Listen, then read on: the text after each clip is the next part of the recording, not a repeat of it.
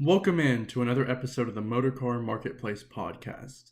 On today's show, I selected the vehicle that I did, the Lamborghini Gallardo, because of one of two reasons. First, the Lamborghini has just introduced their Terzo Millennio concept car, which I'm sure we won't see as an actual production vehicle. They've even said that it won't be a production vehicle, and as a matter of fact, really, it was just a hype video about what Lamborghini could do in the future as far as electronic cars go, or electric hybrid cars, sort of like the McLaren P1, the Porsche 918 Spider, and the Ferrari LaFerrari.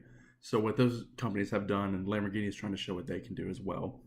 But the main reason why I selected the Lamborghini Gallardo to do this show over is because I have actually driven one, and that was a phenomenal experience, which I will talk about at the end of the show. So right now, let's just get to it. I will familiarize yourselves if you are not very familiar or knowledgeable about the Lamborghini Gallardo. It was produced from 2004 to 2014, so it had a decade-long run.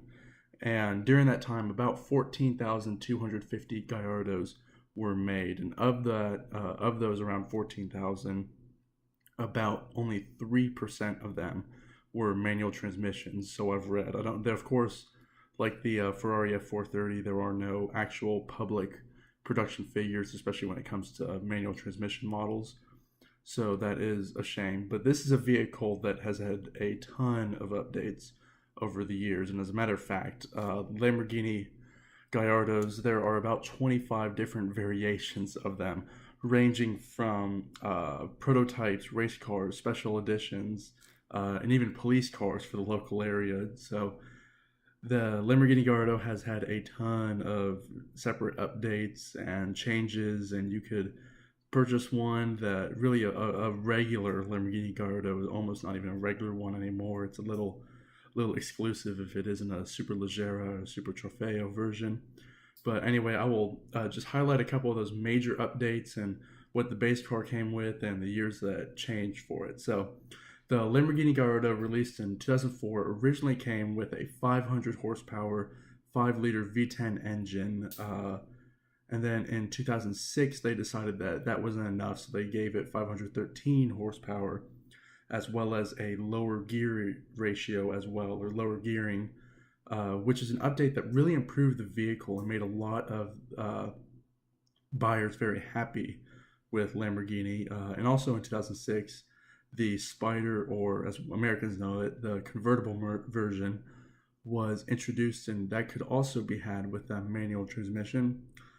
For 2008, they introduced the first ever Gallardo Super Leggera version, which Super Leggera is just super lightweight, and it reduced the base Gallardo's weight by 220 pounds and added 10 horsepower.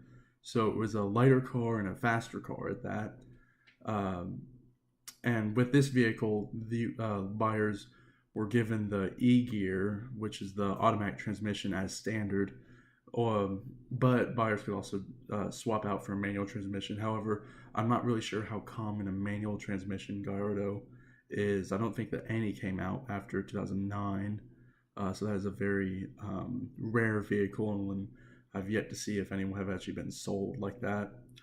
And then in 2009, this was probably the largest facelift for the Lamborghini Gallardo, as it received a brand new engine. It actually got a 5.2 liter V10, which began the run of what are known as the LP models. So after 2009, Lamborghini started introducing the Gallardo LP 550-2, the LP 560-4, and various things. And this engine produced a minimum of 550 horsepower and up to 570 horsepower if you got the Super Leggera or the Super Trofeo versions. And this engine is also the it is the goodness, the vehicle's skipping my mind right now. It is the engine that's shared with the Audi R8. I can't believe I forgot that, but it is the engine that's shared with the Audi R8 and is a very coveted engine, a very good engine and quality engine at that. Very reliable is probably a better word for that, since there are so many of them made. There are plenty of users that have had experience working with this car. Uh, Unfortunately, though, after 2009, the manual transmission vehicles started to become far and far more bleak. So if you want a manual transmission Gallardo, odds are you're going to get a 2008 or older car instead of a 2009 or newer, just because that's when people almost solely went to the E-Gear. I know there are a couple like the Balbonis and such that some of them actually have a manual transmission, but again, it's extremely hard to find. And if it's a post 2009 Gallardo, then you are more than likely going to have a um, e-gear or automatic transmission as opposed to a manual transmission, which is a shame, but as we all know, that is the world that we live in today. So like the F430, there are no Lamborghini Gallardo values listed on the Hagerty website, and because of this, I'll just give you a price guide myself at the end of this episode. There is lots of skepticism about whether or not these vehicles have actually hit their trough yet or not. I think that they have bottomed out, but we won't actually see a rise in values until probably the end of the Huracan's production run, and then maybe even longer than that. I do certainly think that the manual transmission vehicles will go up in value before the e-gear vehicles do. And currently, just like the F430, the manual transmissions do command a premium as opposed to the e-gear automatic transmission vehicles. And another thing I actually saw when I was doing research on these cars is that owners seem to drive these quite a bit. I mean, it is not uncommon to see a Gallardo with more than 35,000 miles on it, which is actually really neat to see and probably very calming to see, or at least it eases the nerves when you're trying to buy one of these, because you will understand that a lot of owners have taken these vehicles above 30,000, 40,000 miles, and these engines can clearly handle that kind of mileage, and maintenance and all that won't be too terrible. But again, it is a supercar, so that is something to keep in mind. While researching these, though, I had to sift through a ton of these listings to try and find just truly manual transmission cars, because for some reason, car dealers do not list that a vehicle is a manual transmission, or they list that it's a manual transmission when in fact it's an automatic. And there are, I mean, shoot, about 90% of the dealers that say it is a manual transmission, then you look at it and it's got paddle shifters and all that garbage on it, you're like, oh, okay, well, it's really not a true manual transmission vehicle like they said it was. So that is extremely frustrating. But anyway, the most expensive one that I found was a white 2013, so a post 2009 update vehicle. So it's a white 2013 LP 560-2 manual transmission vehicle, and it was a 50th anniversary edition at that, with only 5,500 miles at the well-revered dealer in Linwood, Washington, known as Katz Exotics. And this vehicle was going for just $214,000, which compared to some of the F430s that are in that category is substantially less. And that was really nice to see, that these vehicles aren't, I mean, well, yes, it is almost a $250,000 for a vehicle. It's a fifth of $1,000,000 for a car. It is still quite a lot of money, but it's not as bad as some of the other cars, and that may just be because the Gallardo's production was so high. But since it's a 560-2, it's a little interesting because the 560 obviously means the horsepower, so it has 560 horsepower. Then -2 means that it's rear-wheel drive and not four-wheel drive. If it was a -4, I mean it was four-wheel drive.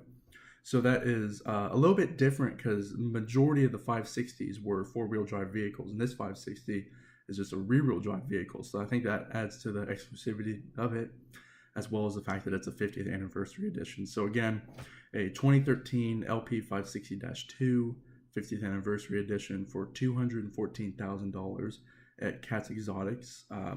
That seems like a fair price to me. I mean, yes, it's the only manual I can find above $200,000, but it is a very coveted vehicle at that.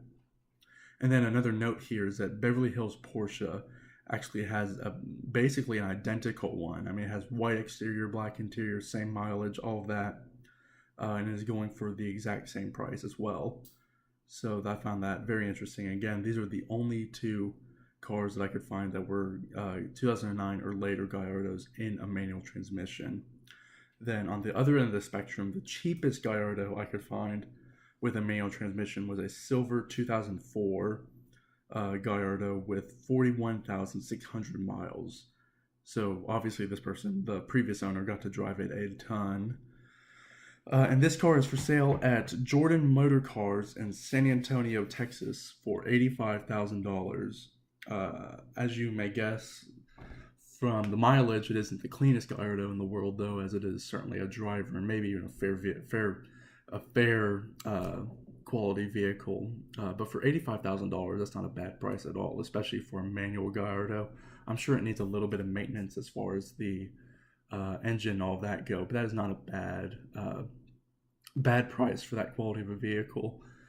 But the interior was just a little rough. It certainly does need a little bit of some love and care, but for what it's asking, if you could get it for $80,000, I think that's a good buy. And just keep the maintenance up on it and make sure that nothing sneaks up on you, and just keep it under good wraps. If you want to drive it a ton, I probably wouldn't recommend that, because you don't want to be sitting there with an 80,000 mile Gallardo and something goes wrong.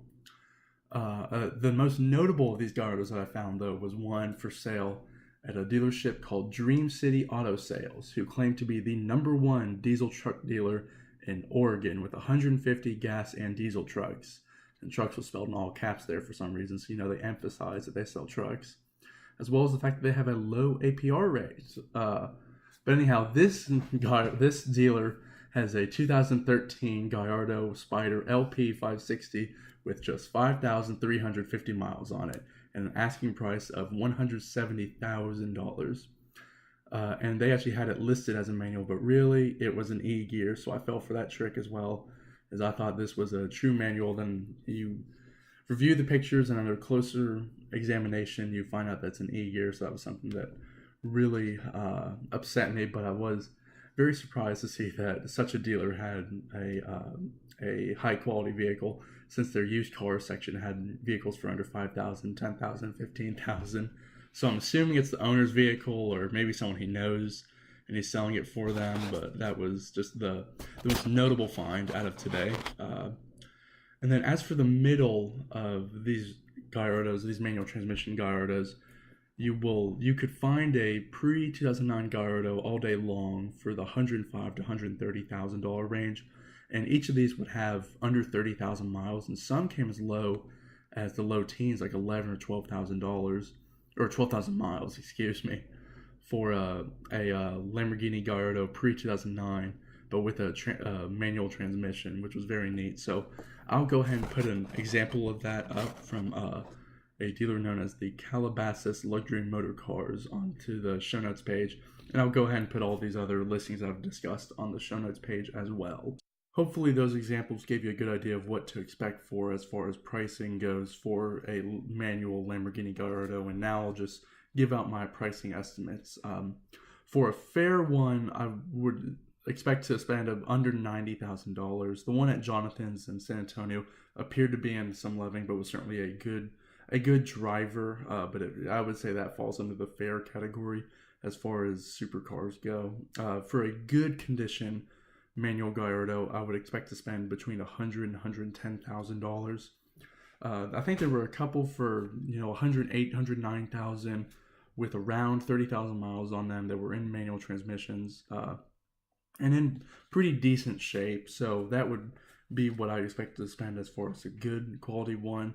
For excellent, I would expect to spend about $115,000 to $140,000. You could definitely get a great one for $130,000, $140,000, and then a concours level pre-2009 Gallardo, I'd expect to spend about $150,000 or more just for one that was stowed away in someone's garage and never driven, kept in immaculate condition. Now, if this was an LP manual transmission vehicle, so 2009 or newer, I would expect those values to be risen about about $50,000 more. So I would expect an LP manual to command about $50,000 premium just over the 2008 variations of it, just because they're so incredibly rare and sought after, especially if it was a Balboni edition one with under 5,000 miles. I would expect those to command a very, very strong premium. So 2008 or earlier are certainly cheaper than the 2009 ones, but if it's a 2009 or newer, I would expect those to command about $50,000 premium. But again, they rarely ever go up for sale, so it's kind of tough to decide how much more they are actually worth. As far as my thoughts go on the actual Gallardo itself, since this is a vehicle been able to drive before, been fortunate enough to drive before, I do have a couple opinions about it. And to give you a little bit of a backstory, I got to drive a 2004 Lamborghini Gallardo, and it was actually my friend's dad's car, and he handed me the keys for a little bit in exchange for washing it a couple times. So that was a very cool experience. I certainly loved showing it off to my friends every chance I got. It was an Orancio Borealis, which is the orange, and I'm sure I've mispronounced that, body car with a painted black top to resemble a bicolore edition. And it had the E gear, so it wasn't actual a manual transmission, but the E gear was still very exhilarating. Uh, for the 2 hours I got to drive it, it was just incredible. The speed was immense, and I was elated behind the wheel, as much as an 18-year-old boy could be. It was certainly see those cars as more than worth it for $120,000. I'm sure the LP models are more than worth it as well.